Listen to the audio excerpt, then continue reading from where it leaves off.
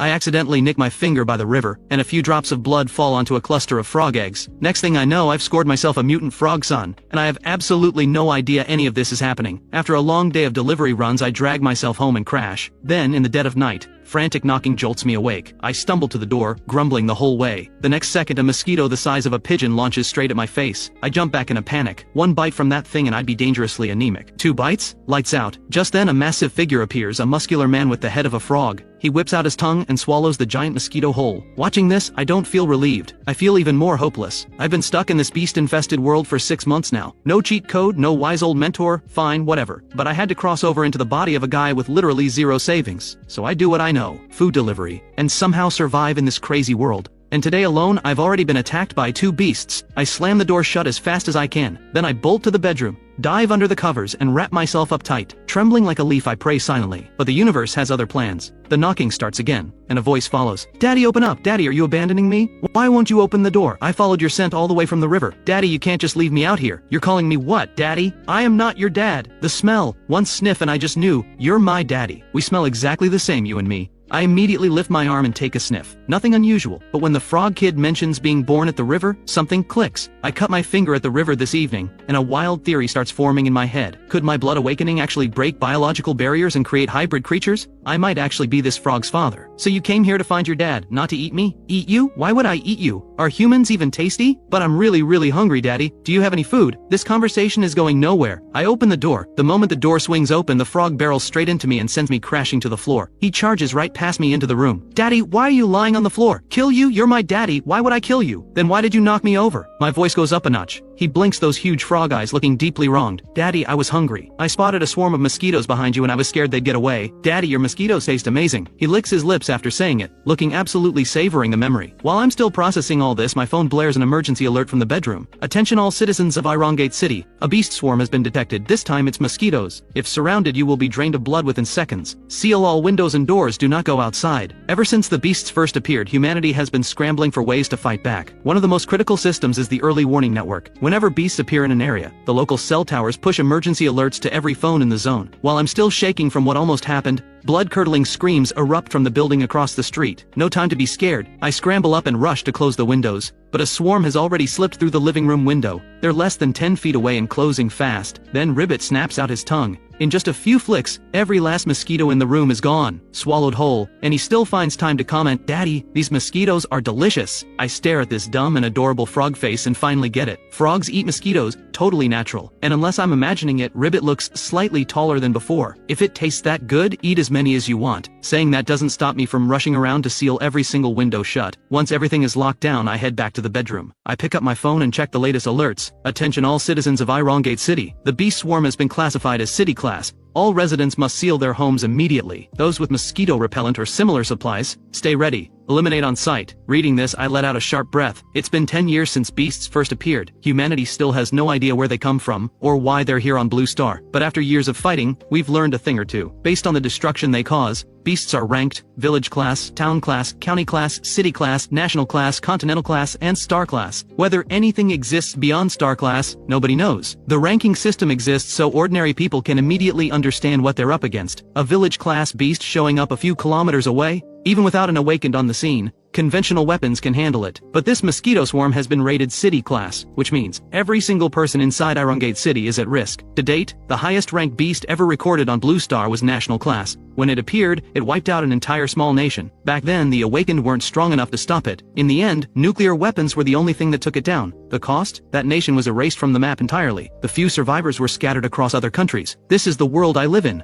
Beasts lurking around every corner. And I couldn't fight my way out of a paper bag. The hopelessness hits hard. I slump onto the bed. I mindlessly scroll through short videos, not processing a single one. My head is full of nothing but despair. The feeling of being completely powerless, utterly at the mercy of this world, closes in around me. Just then, Ribbit seems to pick up on my mood. Daddy, you seem really unhappy. I look at those huge round frog eyes and that ridiculously oversized mouth. That idea creeps back into my mind. I want to go back to the river and test my theory. Then I think about the swarm outside and shut that idea down immediately. Instead, I get up and head to the kitchen. I grab an egg from the fridge and prepare to run an experiment. Then I notice Ribbit crouching right beside me. Hey, could you give me a minute alone? The moment I say that, those big round eyes instantly well up with tears. Daddy, are you kicking me out? No, don't cry. I'm not kicking you out. Just go wait in the living room for a bit, I need to do something. The moment he realizes I'm not abandoning him, the tears vanish instantly. But Daddy, I'm so sleepy, I ate too much. Come with me then. Daddy will find you a spot to sleep. I do my best impression of a parent and walk him over to the living room. I settle him on the sofa and even tuck a small blanket around him. The moment he lies down, his eyelids are already fighting to stay open. Kids, out the moment they hit the cushion. I shake my head, go back to the bedroom, and lock the door. Then I squeeze a few drops of blood from my cut and let them fall onto 2 eggs. I stare at the eggs on the desk without blinking. Nearly an hour passes, nothing. The eggs just sit there. I give up on the eggs and go to bed. The next morning, I'm dead asleep, face down on the pillow. Then the knocking starts. Daddy, open up, I'm hungry. Stop knocking, I'm coming. I rub the pillow crease off my face and suddenly remember last night's experiment. The eggs are still there, still just eggs, with no sign of hatching. This approach clearly isn't working. I'm disappointed. Ever since I figured out Ribbit's origin, I've had high hopes for my blood. If my blood can really hatch human-beast hybrids, I could build an entire army of monsters. But it's clearly not that simple. Daddy, I'm so hungry, I need food. Ribbit sees me zoning out and ignoring him completely, so he runs over, grabs my arm and starts shaking me. I'm fully jolted awake, and I notice Ribbit looks taller again. Stop shaking me, you'll rattle me apart. I'll make you food, okay? I grab the 2 eggs off the desk and head to the kitchen to make instant noodles with a couple of poached eggs. The moment the eggs hit the pan, a random fact I read years ago suddenly pops into my head. Store-bought eggs are almost always unfertilized. They can't hatch anything. They're just food. It hits me like a freight train. What if the eggs failed because they were never fertilized to begin with? Lost in thought, I realize the noodles are already done. Not sure how much Ribbit can eat, I start with just 1 pack. Ribbit smells the noodles and reaches in before they're even served. He scoops them straight from the pot, chews a few times, and his face melts into pure bliss. While I'm standing there in shock, he's already finished every last noodle and both poached eggs. Not even a drop of broth is left. Daddy, that was incredible, I want more. He holds out the bowl, licked spotlessly clean, still clearly craving more. Hold on, I'll make another batch. This time I cook 4 packs, 2 for each of us. Once it's ready, I fill my bowl and hand everything else, noodles and broth, to Ribbit. I eat my noodles and think through my next move. But what exactly am I supposed to experiment on? Daddy, I want more. Ribbit has already cleaned his portion, impressive kid, but that appetite is going to be a serious problem. On my delivery driver's salary, I'm honestly not sure I can afford to feed him. With no other option, I slide my half-finished bowl over to him. As I get up to take the dishes to the kitchen, passing through the living room, I catch a glimpse of the succulent on the balcony. An idea sparks. I pinch off a leaf and let a single drop of blood fall onto it. Then I press my hands together and pray with everything I've got. Please let this experiment work. I set the leaf in the bedroom and go wash the dishes. Ribbit spots me coming out of the kitchen, holding out his bowl with both hands. Those enormous eyes stare up at me with the most pitiful expression. Oh come on, there's genuinely nothing left. At this rate, you're going to eat me into bankruptcy. Ribbit actually understands me, and as reluctant as he is, he drops the bowl and gives up asking. My heart almost gives in, but reason wins out. We need to ration right now. I finish washing up and drop myself onto the beat-up sofa. Ribbit quietly settles in beside me. What's your name? He shakes his big head. I don't have one. Then let me give you one. How about Ribbit? Yes, I love it. Having a name makes him genuinely happy, and when he's happy, he just has to jump. One jump, and he slams his head straight into the ceiling. I stare at the fresh dent in the ceiling. Then I look down at Ribbit crouching on the floor, clutching his head. I'm stunned. He's barely 3 feet tall. The ceiling is at least 9 feet high. Without a roof, he'd go even higher. Ribbit would jump even higher. And apparently his skull is basically concrete. He left an actual dent up there. And Ribbit just rubs his head a few times and shakes it off like nothing happened. In this moment, I absolutely lose it with excitement. I've struck gold. I've genuinely struck gold. Ribbit, come here and try to pick me up. Let's see if you can. Okay, sure. Ribbit obediently walks over. He wraps both arms around my legs and lifts me clean off the ground, effortlessly. And that's not even the impressive part. He actually jumps while holding me. I find myself inches from the ceiling, heart hammering. 1 inch higher and my head would have had a very bad meeting with that ceiling. Okay, put me down now. But the more I look at Ribbit, the more impressed I am. Ribbit, do you have any other family? He shakes his big head. Nope. Just you, Daddy. Fair enough. For whatever reason, tracking down a mother clearly isn't on his agenda. I give the top of his big frog head a gentle pat. Surprisingly, it feels pretty nice. Not slimy at all like I expected. You stay with me from now on. Whatever I have, you'll have too. In this moment, I truly and fully accept Ribbit as my son. Just then, Ribbit suddenly turns his head. He stares toward the bedroom on high alert, and now I can hear it too. Something's moving in there. Did mosquitoes get inside? I creep to the bedroom door, press my ear against it, then signal Ribbit with a look. He immediately takes position at the door, ready to strike. I throw the door open. Something tiny comes flying straight at me. I don't even have time to see what it is. Ribbit's tongue shoots out and snatches it mid-air, pulled right into his mouth. Don't eat it! Even I didn't expect Ribbit to move that fast. I hear the tiny thing cry out, Daddy, and then it hits me, my experiment, the succulent leaf. This little creature is the one I created. Spit it out, that's your little sister. Ribbit immediately spits her out. Lucky, he hadn't swallowed yet. Ignoring the frog saliva situation, I cup my hands and catch her. I raise her up to eye level. It worked. It actually worked. A tiny humanoid creature about 4 inches tall lies in my palm, struggling to sit up. She's completely green, the exact same shade as the succulent she came from. She stares up at me, still shaken. Daddy, what was that thing? It terrified me. That was your big brother. Ribbit, he was just playing around. Big brother? She looks up at Ribbit's massive frog head, eyes lighten up. It really is, I can feel it. Ribbit scratches his head awkwardly. He feels it too. The tiny creature he almost ate moments ago, there's an undeniable bond between them. She's still covered in Ribbit's saliva. I pull out a tissue and carefully wipe her clean. Total girl dad mode activated. Are you hungry? Daddy will make you some noodles. She shakes her head. I'm not hungry, just a little thirsty. I immediately go pour her some water, she's so tiny. Just a few drops and she's satisfied. Honestly, I'm relieved. I already have one bottomless pit to feed, I can't afford another. I'm Finn, your brother's Ribbit, and you, I'll call you Jade. Standing on the desk, Jade breaks into a happy little dance the moment she hears her name. Once she finishes her dance, I lay my palm flat on the desk. Jade hops onto my palm and I ask curiously, Jade, do you have any kind of special ability? She tilts her head thinking, then suddenly transforms into a beam of green light that envelops my entire body. Daddy, you're so green, you match my head. Ribbit excitedly lunges at me, and the moment he makes contact with the barrier shield surrounding me, he gets bounced straight back. He lands on the floor looking baffled. Daddy, why did you hit me? Then it strikes me like lightning. Jade's ability is no joke. This is a full-on defensive skill. I make a fist and tap my own thigh. Zero impact on my leg, but my fist bounces right off. The barrier shield wraps completely around whoever it's protecting. Any physical attack gets reflected right back at the attacker. The only question is whether it can block elemental attacks. Understanding Jade's skill, I'm buzzing with excitement. I feel one step closer to building a real special ability team. 6 months in this world, and not a single day has passed without fear. But now, maybe I can finally sleep soundly. I'm still daydreaming when Ribbit cuts in. Daddy, I'm hungry. Didn't you just eat? How are you hungry again? Daddy, hungry. I turn to Jade with a tired look. Jade, are you hungry? Daddy, I'm fine. She barely finishes the sentence before her stomach lets out a loud rumble. Jade ducks her tiny head in embarrassment, refusing to meet my eyes. I gently stroke her little head with my thumb and say softly, it's okay. Daddy's making food for you. Jade isn't just adorable, she's remarkably thoughtful. Her stomach is eating itself and she still claims she's not hungry. Unlike a certain frog who literally thinks about nothing but food and couldn't care less about what it does to his dad's wallet. I head straight to the kitchen and cook up the last few packs of instant noodles we have left. Since Jade has plant DNA, she probably needs more hydration than most. I grab a carton of milk specifically for her. Ribbit pipes up, Daddy, I have frog DNA. Don't I need more water than a succulent?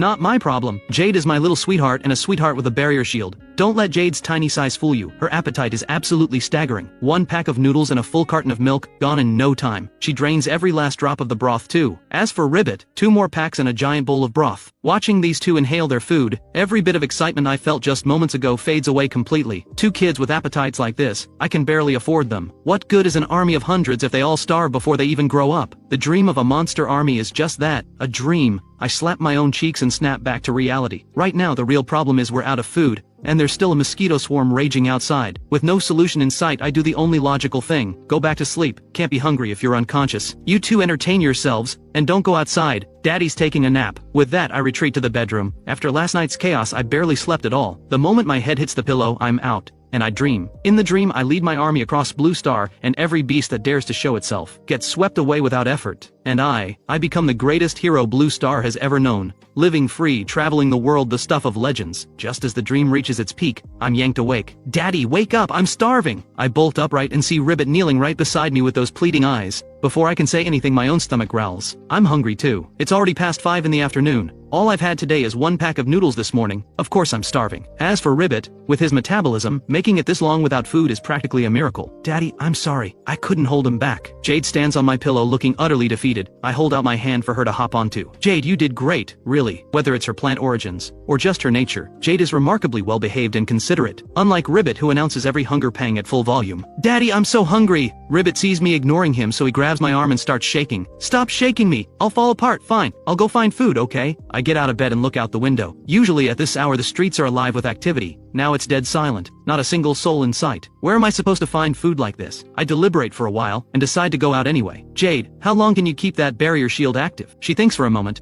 If I'm full I can hold it for a long time, but right now I'm hungry, so maybe 10 or 15 minutes at most. 10 to 15 minutes. If I move fast enough, that should be enough. My destination isn't far. There's a convenience store right at the complex entrance, and a market not far beyond. Find food comes straight back. I douse myself in mosquito repellent and layer up in my thickest winter clothes. I tie off my sleeves and trouser legs with rope, then pull on a hat and 3 layers of masks. Ribbit, you take the lead. See a mosquito, eat it, every single one. Jade, right on my shoulder. The second any mosquito goes for me, throw up that barrier shield. Both of them see my dead serious expression and respond with matching serious nods, especially Ribbit, looking like he's marching into battle. Before we leave, I grab a baseball cap, stretch it to its maximum size and force it down over Ribbit's huge head. The city is covered in surveillance cameras. If anyone spots Ribbit, they'll classify him as a beast on the spot. I open the door and step out carefully. The hallway is completely silent. I press the elevator button, then I step quickly behind Ribbit. Ribbit, elevator opens, you see mosquitoes you eat. The elevator doors slide open. A massive swarm of mosquitoes explodes out of the elevator, heading straight for us. Ribbit's eyes light up, his massive mouth drops open, and his tongue shoots out like a cannon. Every mosquito from that swarm gets reeled in and swallowed whole. I exhale with relief, then actually look inside the elevator and cry out in horror. A woman is lying on the elevator floor, drained completely dry. I force down the nausea and step inside. The elevator reaches the ground floor quickly. I duck behind Ribbit and give one last reminder. Ribbit, Jade, stay sharp. If Daddy dies out there, you're both orphans. Jade stands on my shoulder, face completely serious. Daddy, I've got you, I promise. Girls really are something else. A daughter is a dad's best comfort, unlike a certain son who only thinks about his next meal. The elevator opens to silence, no swarm waiting for us. I pick up the pace, get the food and get back before the swarm finds us. The complex looks deserted, but every apartment is full of people hiding in silence.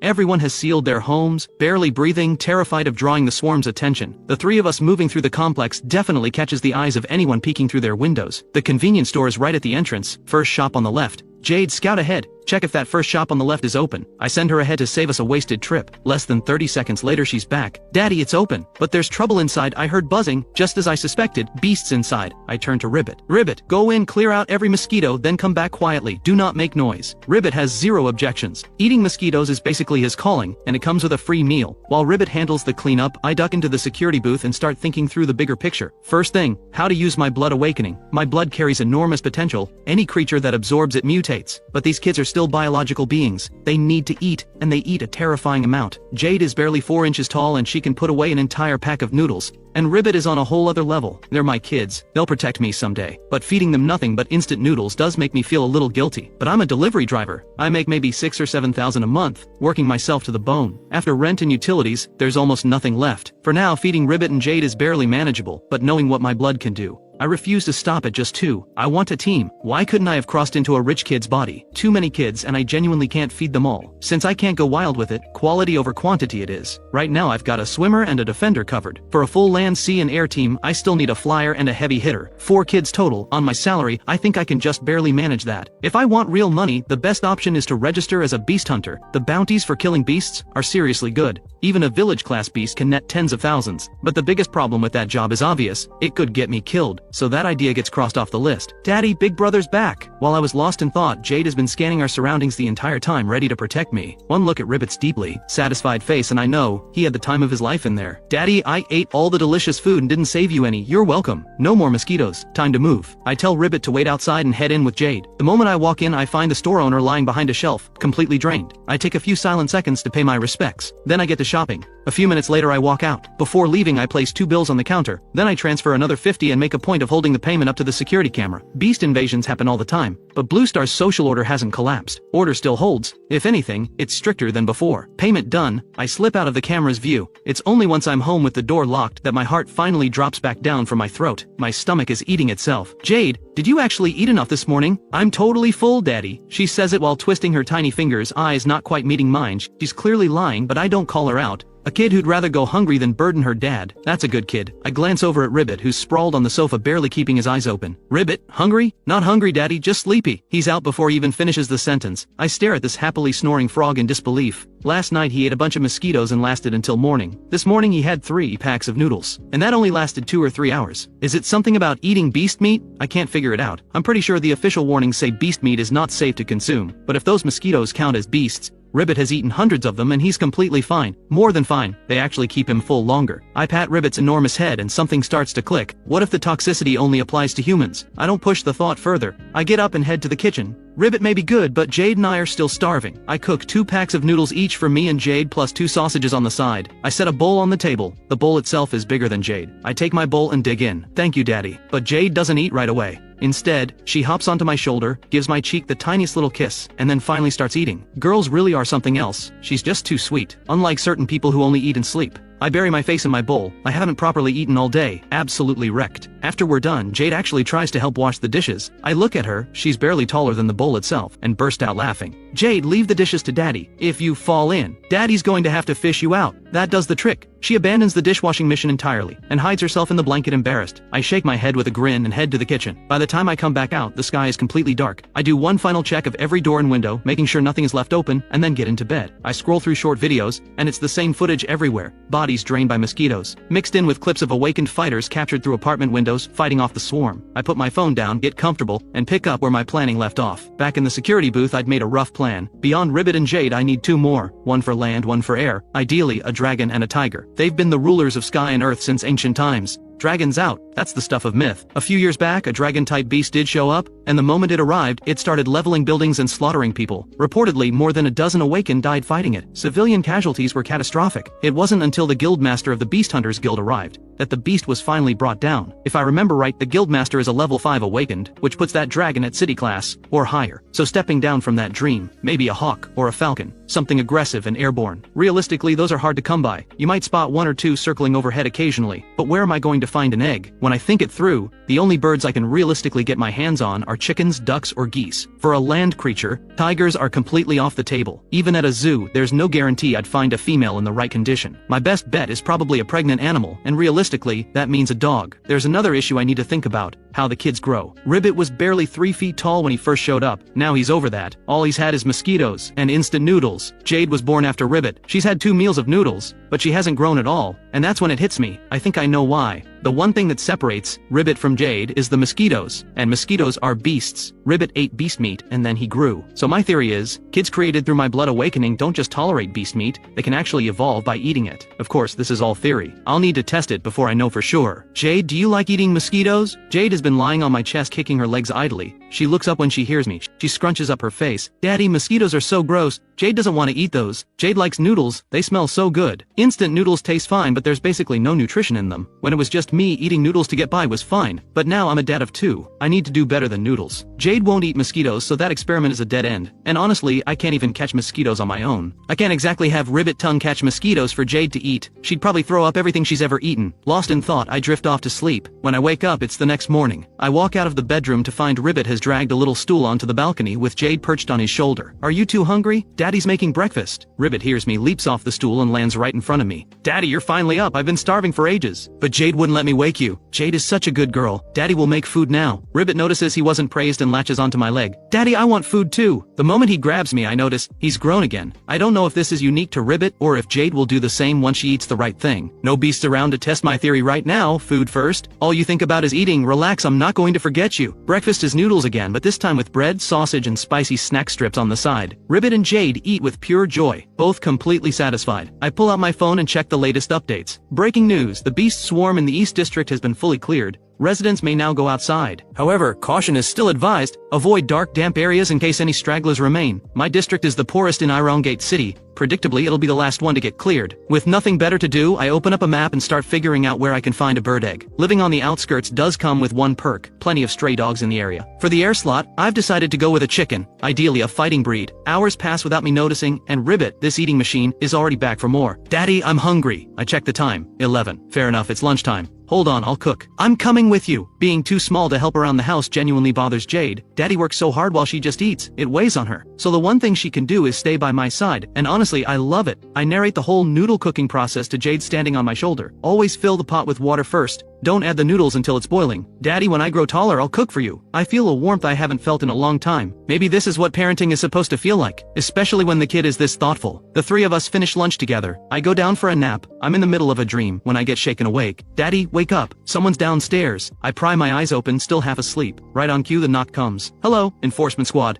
We're here for someone named Ah Feng. Those 2 words hit me like cold water. Enforcement squad. Why are they here for me? Did someone find out about Ribbit? Jade shouldn't have been spotted. She's tiny enough to hide in a jacket pocket. But Ribbit, walking around with that enormous frog head, he's a completely different story. This could be really bad. The knocking continues, steady, relentless, like a death knell. No time to think. I rush to the living room, scoop Ribbit up and carry him to the bedroom. Both of you, under the bed now. No matter what happens out there, not a sound. Do not come out. If something happens to me, stay inside. There's food here. The noodles can be eaten dry if you have to. That's all I can tell them. If I'm in real danger, the last thing I want is for Ribbit and Jade to come after me. Cross the enforcement squad and you spend the rest of your life running and hiding like a rat. Please let this be nothing, I pray as I walk toward the front door. I open the door with my best smile. Sorry about that, I was taking a nap. You're Finn? Yes, officer, that's me. Do you know why we're here? I shake my head, doing my best to look genuinely confused. No idea. Aren't there mosquito beasts outside? You knew about the mosquito swarm and you still went outside yesterday. Oh no, is this actually about Ribbit? But wait, that doesn't add up. If they'd spotted Ribbit, they wouldn't send 2 regular officers. There'd be an awakened with them. No time to overthink. I pull out the most harmless smile I can manage. I was absolutely desperate, hadn't eaten anything, so I worked up the courage to go find food. That tracks. Come with us. We need you to come to the enforcement bureau. That actually calms me down a little. They're taking me in for questioning, not searching the apartment. And no mention of Ribbit, which means he hasn't been compromised. As long as Ribbit stays hidden, I'll be fine. After all, I'm a perfectly law-abiding citizen. One moment, officer, let me grab my keys. I keep every movement slow and deliberate. Keys in hand, flip-flops on, I follow them out. Under the bedroom bed, Jade finally exhales when she hears the front door close. Jade, why did you stop me? I could have taken those 2 guys. What do we do now? Daddy got taken away. Who's going to feed us? Ribbit is on the verge of tears. The moment he imagines going hungry without Daddy around, the tears start coming. Daddy said, no matter what happens, we don't make a sound. We don't go out. Big brother, you have to listen. If Daddy doesn't come back, I'll cook for you. I know how to make noodles. Ribbit hears Jade say he can cook instant noodles, and just like that, his tears turn into a grin. Really? Jade, you're the best! Jade crawls out from under the bed, dusts herself off, and gives Ribbit a tired look. This brother of hers really seems to have no brain at all. Dad just got hauled away, and all Ribbit can think about is food. Dad, what are we supposed to do? Jade presses against the balcony window, watching me get pushed into the enforcement bureau vehicle below, her little heart heavy with worry. Sir, all the mosquito beasts have been cleared out. Right, otherwise I wouldn't have dared to step outside. Then officer, can you please tell me, what exactly am I being charged with? Someone has accused you of robbery. Robbery? Me? Who on earth would believe that? Has the world gone mad? Accusing me of robbery out of nowhere. Never judge a book by its cover, whether you robbed anyone or not. We'll find out at the enforcement bureau. There's nothing I can do. I'm already on the boat, no jumping off now. At the enforcement bureau, I'm thrown straight into a pitch-black holding room. 7 or 8 hours pass before anyone bothers to open the door and question me. Comrade Finn, why did you commit robbery? I didn't rob anyone. Where were you yesterday evening? The enforcement bureau hears plenty of people crying injustice. The officer questioning me doesn't flinch and just keeps going through his routine. I was home yesterday evening. I was so hungry I couldn't take it anymore. So I risked my life to go to the corner store just outside the complex. So you're admitting it? Admitting what exactly? That you went to the store outside your complex? Yes, I went to that store. Since when is buying groceries a crime? Buying things isn't a crime. But taking things without paying, that is. The officer says this like he's just cracked the case of the century. But I did pay. Impossible. The store owner says you didn't. Now I get it. That store owner has always had a short fuse, greedy to the bone, and perfectly capable of flipping the story to play the victim. I really didn't rob her. I pull out my phone and show the officer my payment history, 50 yuan. But the store owner claims I took 250 yuan worth of goods. The other 200, I paid in cash. What proof do you have that you actually paid 200 in cash? Check the security footage. The store owner says the cameras were broken. But if the cameras were broken, how does she know I was even there? And that I took exactly 250 yuan worth of stuff? Good point. How would she know? The officer goes quiet, actually thinking it over. At this point, I'm on the edge of a breakdown. A few minutes later, the officer finally works it out. It looks like the store owner has been lying. Those words hit me like a lifeline. I let out a long, slow breath. Officer, that woman is clearly trying to scam me. I paid in full, and she has the nerve to call it robbery. And she lied to the enforcement bureau over 250 yuan. Doesn't that count as a crime? Of course it does. The officer doesn't say another word, just walks out and closes the door. About 10 minutes later, a younger officer steps into the room. You're Finn, right? We've looked into it. The store owner made the whole thing up. You're free to go. We're truly sorry for the trouble. The officer who questioned you was a temp we hired today. He's already been let go. We'd also like to offer you 200 yuan as compensation. It's not much. We hope you'll accept it. I'm furious inside, but there's really nothing I can say. At least it worked out. They even gave me money. Good enough. Right now, all I want is to go home. Jade I'm not worried about. It's Ribbit I'm scared of. That kid is the type to just wander off. If anyone outside catches a glimpse of him, things won't end well. By the time I make it back to the complex, it's past 1 in the morning. And right there at the entrance, that store is still open. Without a second thought, I march straight in. And let the store owner have it with every word I've got. I go through every insult I can think of, then walk out while she's still standing there with her mouth open. Then I head to the barbecue stall at the other entrance and grab 300 yuan worth of skewers to go. After all, there are 2 hungry kids waiting at home. Bags of skewers in hand, I stride back into the complex with a spring in my step. The place is dead quiet. Most of the lights are out. Home is just ahead. Then, something leaps out of the bushes along the path. I nearly drop everything in my hands. Dad, you're finally back! Ribbit bursts out of the shrubbery and throws his arms around me, sobbing loudly. Jade leaps from Ribbit's shoulder to mine and wraps her arms around my neck, refusing to let go. This isn't the place to talk. Let's get inside first. The moment the 3 of us are through the door, Ribbit snatches the bags right out of my hands. Dad, what is that smell? It's amazing!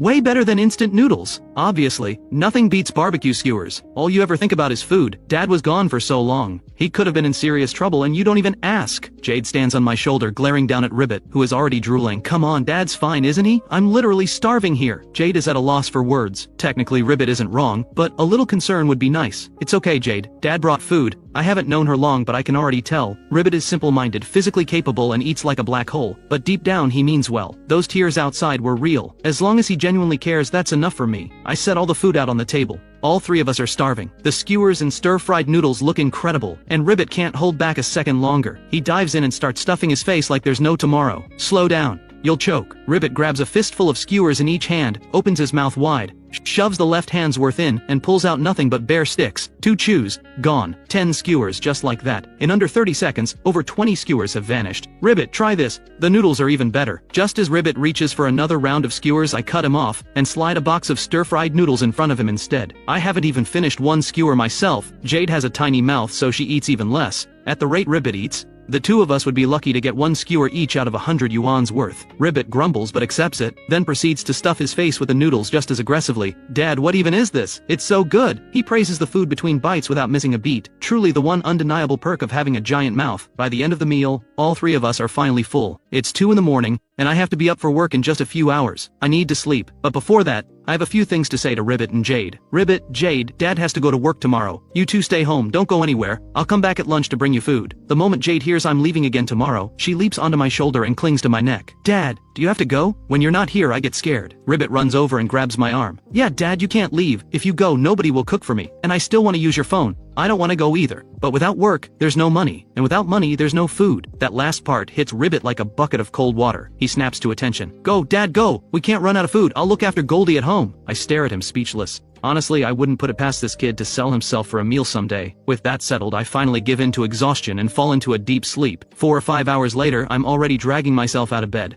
I try to be quiet, but Jade still wakes up the moment I move. Dad, are you leaving? Yeah, I have to go. Jade, keep an eye on Ribbit. Don't let him outside. It's dangerous if anyone sees him. Jade has only been alive for a couple of days, but she carries herself with a maturity well beyond that. Last night, the only reason she went out was because it was late and the streets were nearly empty, and she was worried about me. That's the only reason she took the risk. Jade nods slowly, her little face set with complete seriousness. Don't worry, Dad. I'll keep Ribbit in line. I smile, wash up, and head out the door. Before I leave, I tear open a few packs of instant noodles and leave them on the table. Jade, Dad's heading out. If you get hungry, eat the noodles and drink the milk. Okay, Dad. Goodbye, Dad. Bye-bye. No matter how much I hate to leave, I have to. The past few days, beasts had been loose in Arangate City. Everyone stayed barricaded inside, and no supplies could get through from outside. The result? A massive backlog of deliveries. Today's workload is brutal. I don't get a break until afternoon, just enough time to dash home and drop off some food. I don't even stop to eat myself before I'm back on the road. At least the 2 kids behave. No disasters while I'm gone. I don't finish until past 10 at night, dragging myself home on empty. I stop by the barbecue stall again and grab a few portions of fried noodles and rice. Skewers every day would drain me dry. Back home, Ribbit is sprawled across the sofa, staring blankly at the ceiling. Dad, you're finally back! 5 more minutes and I would have starved to death. The second Ribbit hears noise outside the door, he bounces straight to the entrance. Jade isn't far behind. Seeing them both at the door waiting for me, somehow, just like that, the exhaustion fades a little. It's not like I've never had roommates before. I even lived in a staff dormitory for a while. Cold, impersonal, nothing close to a home. Dad brought dinner. Come eat. I sit down with a box of fried rice and watch the 2 of them go to town on their food. This can't keep going like this. I have a cheat code power, and I'm still out here grinding delivery routes every single day. If any other transmigrators ever heard about this, they'd never let me live it down. But if I stop delivering, what do we eat? 6 months since I transmigrated, and I've barely saved anything. If I just burn through my savings doing nothing, it'll run out in a year. I lie in bed, turning it all over in my head. Even with transmigration and a blood awakening ability, if I can't back it up with real power, I need to keep a low profile. Play the long game. Right now I can't even take on 2 regular officers,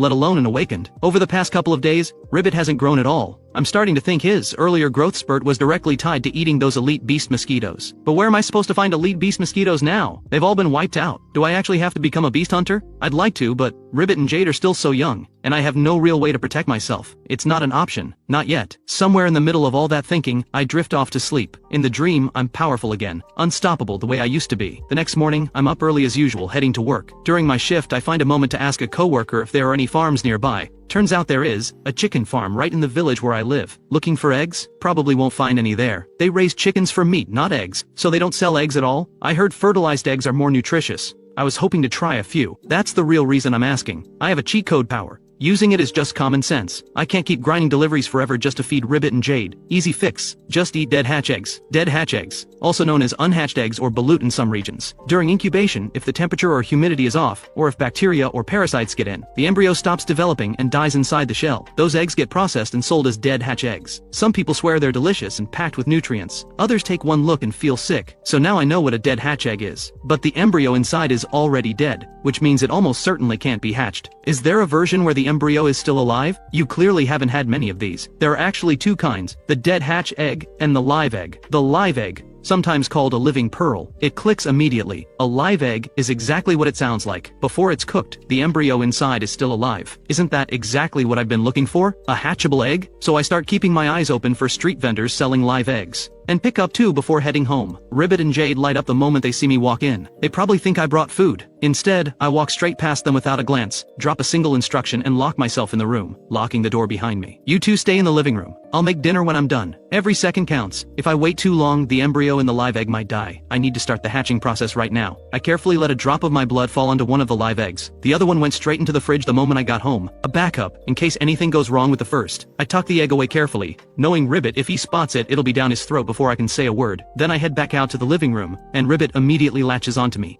Dad, I'm starving. I haven't been full in days. What? You eat mountains of food every single meal, and you're telling me you haven't been full? Jade told me not to say anything, said Dad works hard enough and we shouldn't add to the stress. I stare at Ribbit's pitiful expression, then turn to Jade, who's perched quietly on my shoulder. Jade, are you going hungry too? No, I'm completely full. She gives her tiny belly a confident pat. Jade, you're a good kid, but you don't need to lie to me. Jade really is a good kid. So good in fact that she's terrible at lying. I can see right through her. Caught, Jade shrinks a little and murmurs, Dad, I'm sorry, I shouldn't have lied. The truth is, Jade does get hungry. She just didn't want to say so. It's not that the meals aren't enough. Right after eating she's full, but the hunger comes back so fast. She can't make it until I'm back with the next meal. I get it now. These two just burn through food at an insane rate. Wait, something just clicks. Back when I snuck out to the store that time, Ribbit ate 2 swarms of mosquitoes and then didn't complain about hunger for the entire night. That had never happened before. I'd wondered about it. Those mosquitoes seemed to fill him up in a way normal food couldn't, but only the elite beast ones. Regular mosquitoes wander in now and then. Ribbit eats those too, but he's never once said they tasted good. But I clearly remember him saying,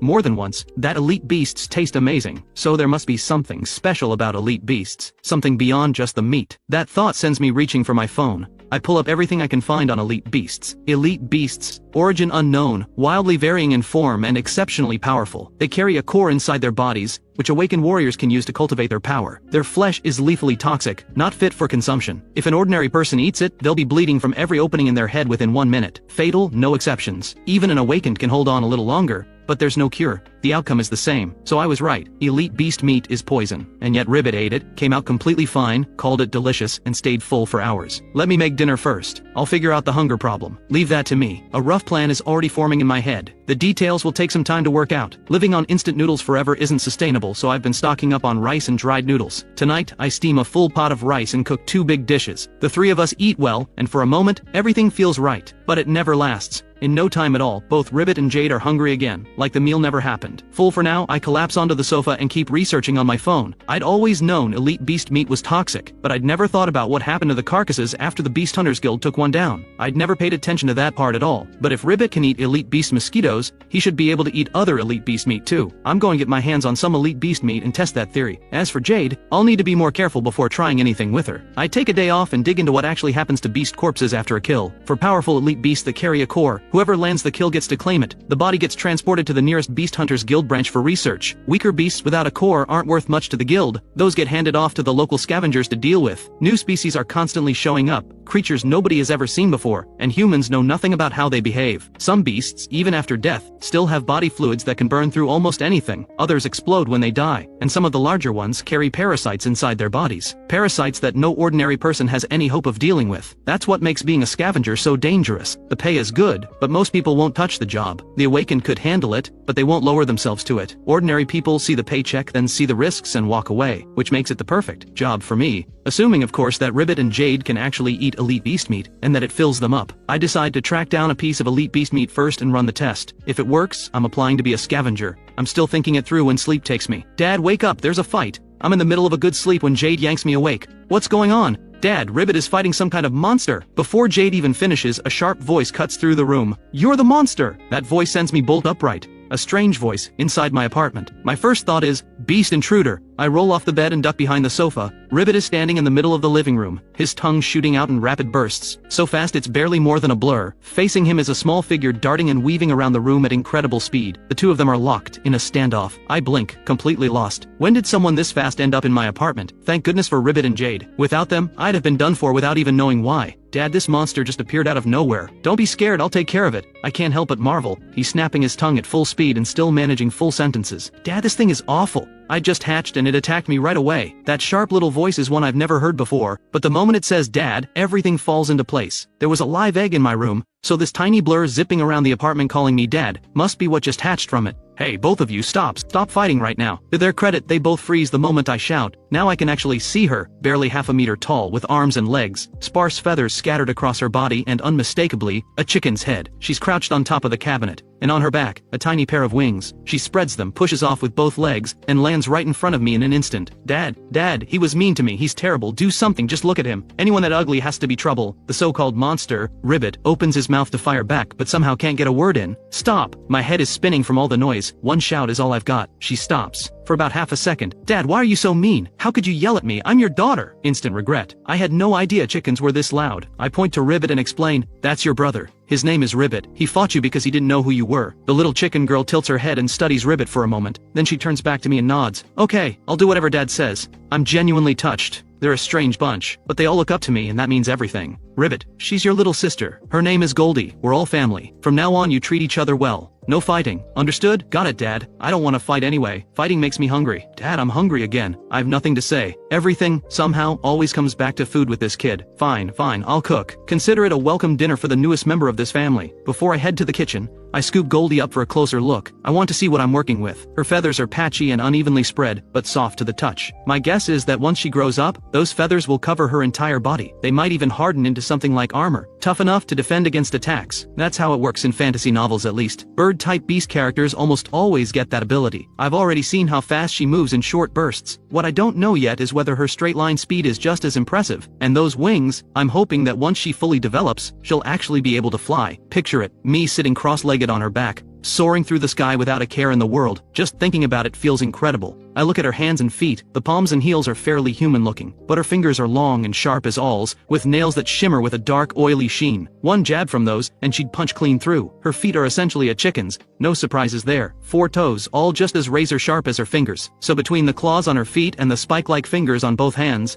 she's a serious threat up close. Though I do have to wonder why all my kids ended up with such distinctive heads. Ribbit's frog head and Goldie's chicken head are hard to miss. Jade is the only one who looks remotely human. Oh well. A beak is still a weapon. I'll take it. I've made my peace with it. You can't have everything. As long as they give me a fighting chance out there, the rest doesn't matter much. With one more mouth to feed, a full pot of rice barely covers it. I have to boil extra noodles just to keep everyone from going to bed hungry. After dinner I settle in and start giving the 3 of them a basic rundown of how this world works. The main message? They don't look like regular humans, and under no circumstances can they let anyone outside see them. I say it 3 times to make sure it lands. 2 hours in, Ribbit announces he's hungry, and now there's Goldie, who clearly has the same habit, and even less self-restraint. I go make food again. My original plan was to hatch one more child before applying for the scavenger job, but that's clearly not going to happen. Money-wise I can manage, as long as I'm not cooking feasts every meal. The savings can stretch for about 6 months. Time is the real issue. These 3 little ones burn through food faster than I can earn it, so after the second dinner I gather the 3 of them and lay it out clearly. Stay home, all three of you. Don't open the door for anyone and don't go outside. I've got somewhere to be. Don't worry, Dad. I'll keep an eye on both of them, Jade promises, patting her chest with full confidence, easily the most responsible of the three. Ribbit is manageable, just food-obsessed. Goldie, on the other hand, has been chirping non-stop since she arrived. She can't sit still either. She's already lapped the apartment dozens of times, not just walking, poking at this, scratching at that. I'm starting to think their personalities are shaped by whatever they hatched from. Frog, slug, chicken. That explains a lot, which makes me want to hatch something from a dog even more. Dogs are loyal to the bone. They're calm, they're quiet, and they can guard the place. Unfortunately, I don't have time to go hunting for a pregnant stray right now. I head straight out to the Beast Hunters Guild Orangate branch to apply for the scavenger position. I explain why I'm there.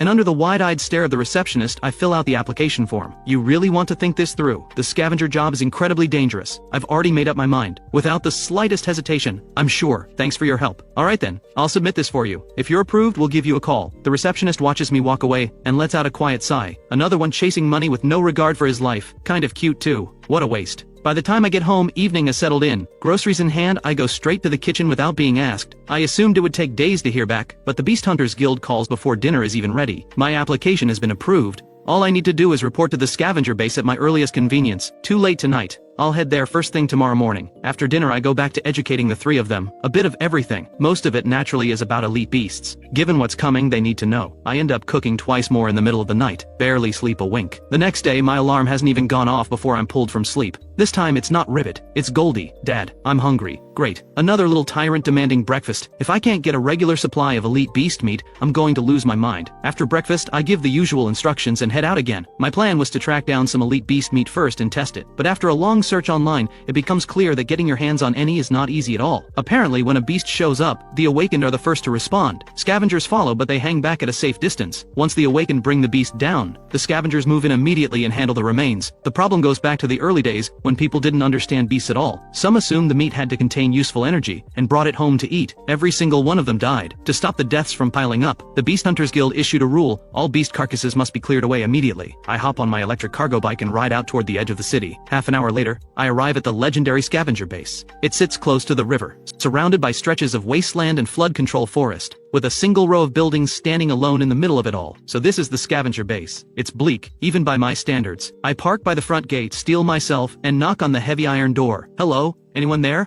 Woof woof woof. The only answer I get is barking. Hello? Is anyone home? I'm here to report in. I raise my voice. More barking. Not scared. There's a solid iron door between me and whatever's on the other side. A minute or two passes, then a raspy, aged voice calls out. Lucky enough. The barking cuts off the moment the old man speaks. A rattling sound, and the iron door swings open from within. A tall figure steps out, an old man with a full head of silver-white hair. Unless I heard wrong, you said you're here to report in? I nod, then hold up my phone and show him the confirmation message from the guild. That's right, I'm reporting for duty, so there really are people with a death wish. Come in. He clasps his hands behind his back and leads the way inside. I follow. Once through the gate, the yard opens up, far bigger than I expected. Several vehicles are parked in the middle, and every other patch of ground is covered in vegetable and fruit plants. He leads me to a small gazebo set with a table and chairs, a teapot sitting on the table. He drops into his chair and gestures to the seat across from him. You're young. Why would you throw your life away like this? I genuinely don't get it. How dangerous can being a scavenger actually be? Why does everyone who hears about my career choice look at me like I've already written my will? I'm not throwing anything away. I just need the money. Right.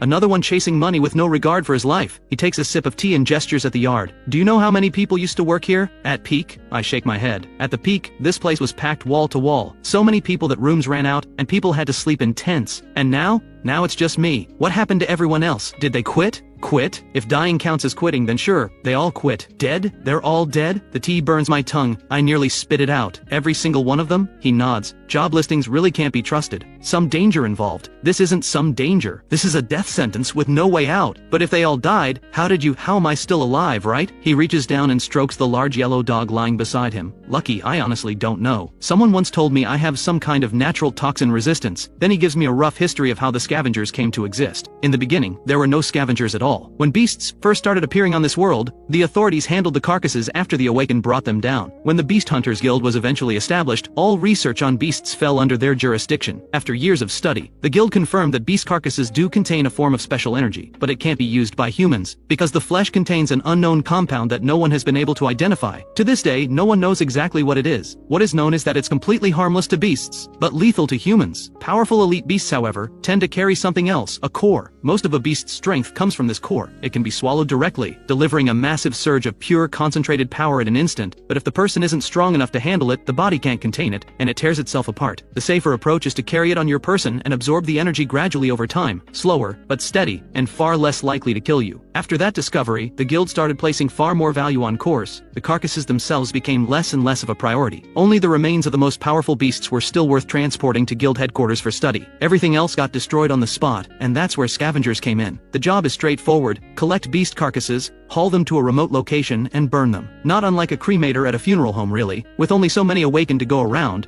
all of them needed to fight beasts. The cleanup work was passed on to ordinary people. At first the pay wasn't much, but as scavengers kept dying on the job, the guild kept raising wages and increasing the compensation paid to families. But the death rate kept climbing, until eventually, no one dared to take the job at all. Kid, do you genuinely not know how dangerous this is, or are you just chasing money with no regard for your life? I can tell he means well. He's trying to talk me out of it. I know the risks. I still want to do it. And you're still standing, aren't you? He takes an unhurried sip and turns the question back on me. Do you know how old I am? I study him properly for the first time. The hair is completely silver, the face is deeply lined, and if I'm not mistaken, his back was a little hunched when he walked. I'd say you must be pushing 60, I tell him, though in my head I'm thinking closer to 70. But tact is a life skill. You don't just say what you're thinking. He lets out a short laugh. I'm 45. Finn spits out his tea. Didn't see that coming, did you? When I first took this job, I looked nothing like this. Back then I was 1.85 m, 85 kilograms, built like a soldier, 5 years as a scavenger, and you can see what's left. Still want the job? I don't answer. Instead, I ask something else. If it's this dangerous, why are you still doing it? Rex shifts in his seat, eyes drifting somewhere distant. You think I wanted this job? I didn't have a choice. As the conversation goes on, I learn his name,